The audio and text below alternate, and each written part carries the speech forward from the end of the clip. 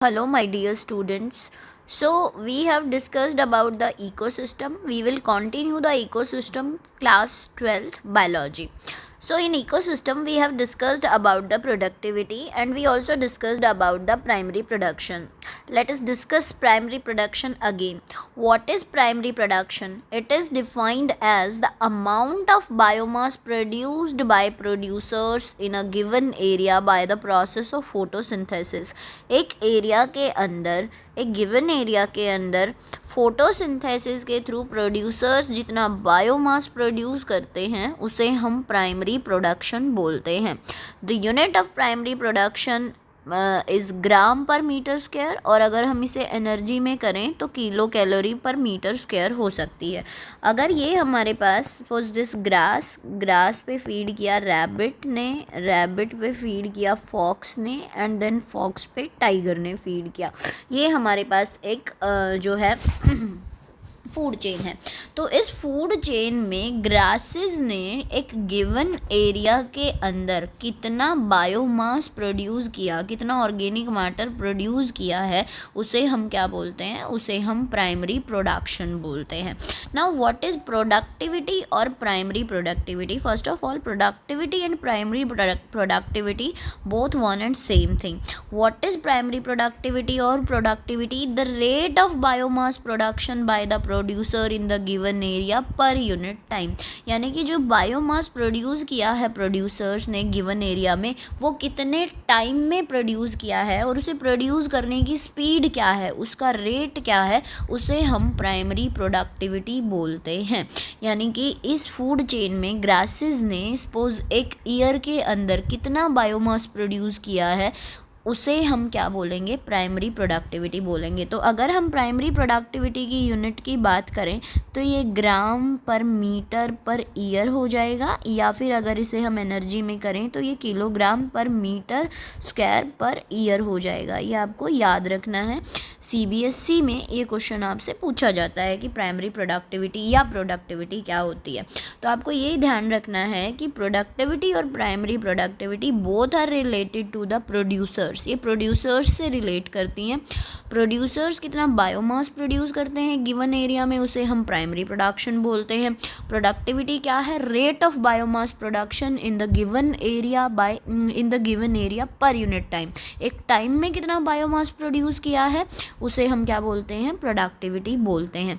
एक और पॉइंट आपको यहाँ पर याद रखना है कि the term productivity is use to compare to ecosystem. जब भी हम किसी इकोसिस्टम को कंपेयर करना चाहते हैं तो हम प्राइमरी प्रोडक्शन को कंपेयर नहीं करते हैं, हम उसकी प्रोडक्टिविटी को कंपेयर करते हैं, क्योंकि प्रोडक्शन तो टाइम टू टाइम चेंज हो सकता है.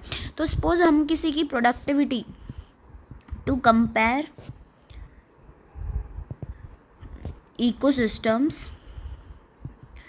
We use productivity.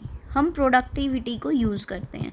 सपोज हम कंपेयर करना चाहते हैं डेजर्ट में और ग्रासलैंड इकोसिस्टम को कंपेयर करना चाहते हैं हम.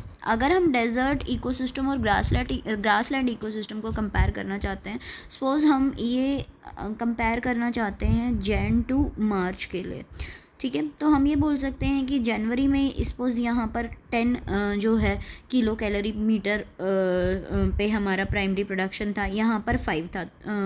फेब में सपोज हमारे पास 5 था, और मार्च में हमारे पास सपोज क्या हो गया? मार्च में हमारे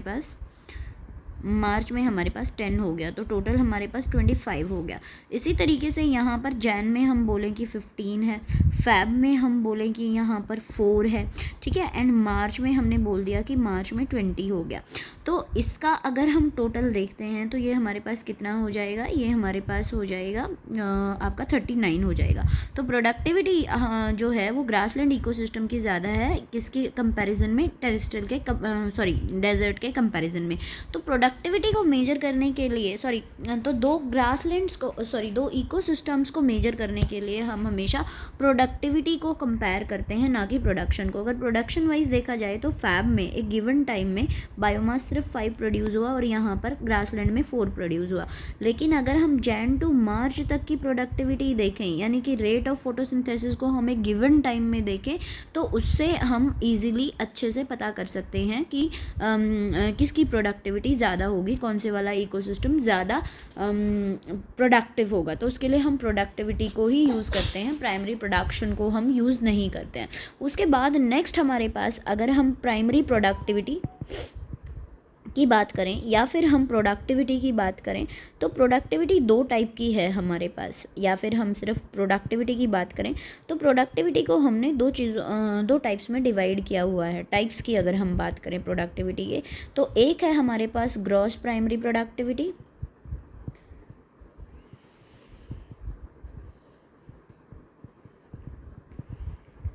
और एक है हमारे पास नेट प्राइमरी प्रोडक्टिविटी।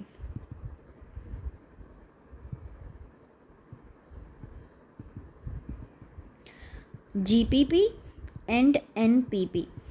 तो देखो ग्रॉस प्राइमरी प्रोडक्टिविटी क्या होती है। जो ग्रॉस प्राइमरी प्रोडक्टिविटी है, हम इसको ऐसे समझेंगे कि सबसे पहले तो आपको ये याद रखना है कि P for productivity and P for producer की जो प्राइमरी प्रोडक्टिविटी है या प्रोडक्टिविटी है सिर्फ, this is related to the producer.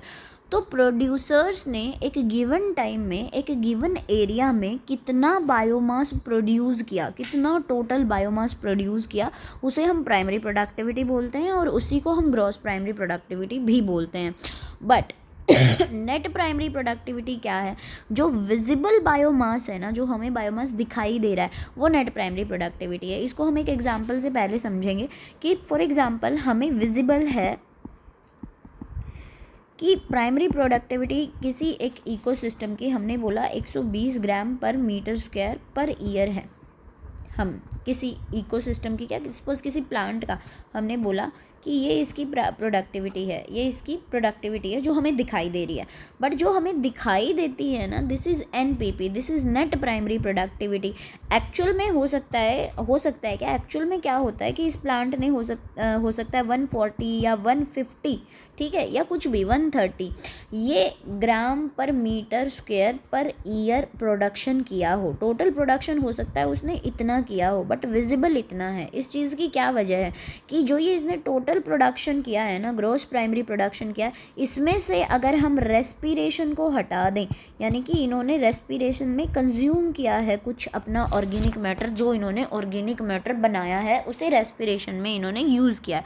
अगर हम रेस्पिरेशन रेट वाले यूज़ किए हुए प्राइमरी प्रोडक्शन को हटा दें तो हमारे पास नेट प्राइमरी प्रोडक्टिविटी आ जाती है। और नेट प्राइमरी प्रोडक्टिविटी ही वो प्रोडक्टिविटी है which is available for the next trophic level. जो नेक्स्ट ट्रॉफिक लेवल के लिए अवेलेबल होती है वो आपकी नेट प्राइमरी प्रोडक्टिविटी होती है।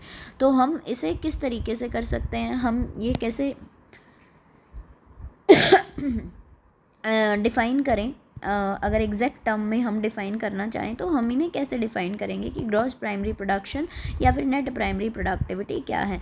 तो अगर हम ग्रॉस प्राइमरी प्रोडक्शन की बात करें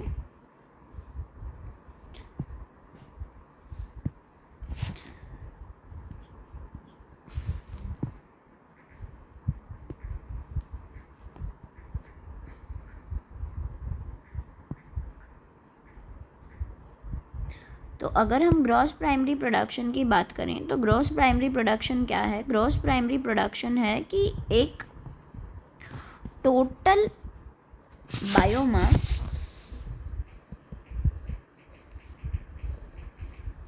produced by producers in given area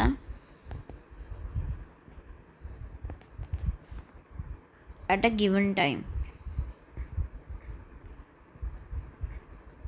और अगर हम नेट प्राइमरी प्रोडक्टिविटी की बात करें तो नेट प्राइमरी प्रोडक्टिविटी क्या है, this is gross primary productivity minus respiration, GPP minus R is NPP, and it is net primary productivity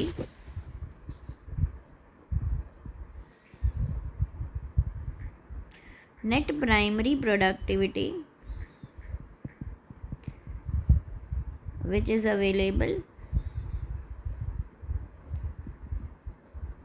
to next trophic level. कि नेक्स्ट ट्रॉफिक लेवल तक की ये ग्रास है, ग्रास को के ऊपर रैबिट ने फीड किया, रैबिट पे सपोज फॉक्स ने फीड किया, तो ग्रास की जो एनपीपी है वही अवेलेबल बायोमास है जो नेक्स्ट जो आपका ट्रॉफिक लेवल है उस ट्रॉफिक लेवल पर जाएगा। This is T1 trophic level, this is T2 trophic level, this is T3 trophic level.